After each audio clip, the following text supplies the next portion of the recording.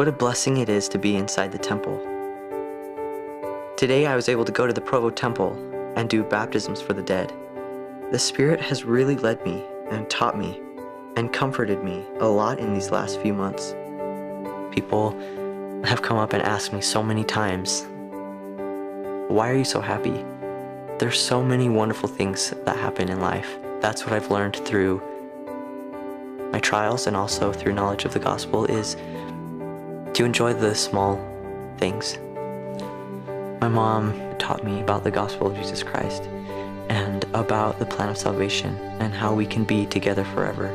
She taught me to live worthy of the temple, to make that my goal. She taught me that family is most important. On Christmas Eve, my family was coming home from a party, and we stopped at the store to get some last-minute Christmas shopping done. We ended up going home a different way.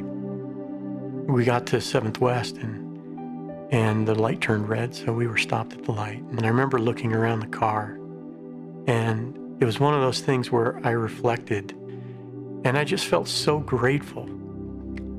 You know, I looked around at all my children, and you could see they'd all nodded off, and I thought of how they were thinking about Christmas and dreaming of, you know, what would be happening the next day or so. I remember feeling really confused and lost and scared. Didn't know what had happened. I wondered where my family was. He sat down and he told me what had happened. I had no idea. He said, we've been in a really bad accident. And I said, what about Mom?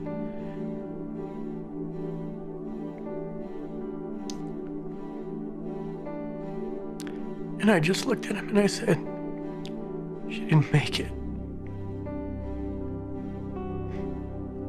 There was just silence. He just sat there and thought.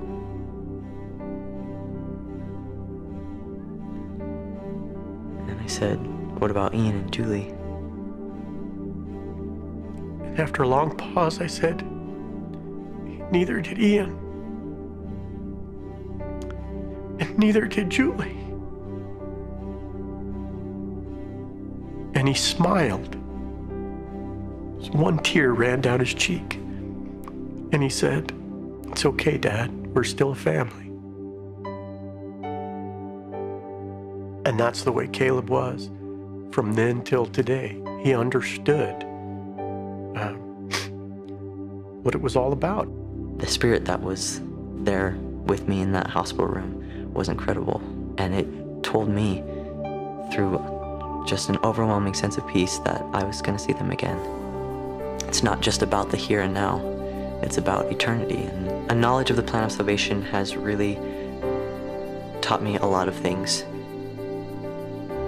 I've been able to grow closer to the Savior.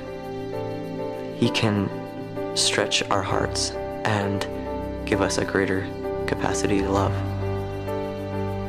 The key to anything is to keep an eternal perspective. That's how I'm getting through life now and how I'll get through it in the future. What does it mean to have eternal perspective? It means to remember there are more important things than just the here and now. It means to remember that life continues after death, that the way you act and respond to things in your everyday life have eternal consequences. It also means to have your eye single to the glory of God, so you can see the big picture, to see why you had to experience that certain trial, to see that all things will always be for your good, something you can learn from and be strengthened by.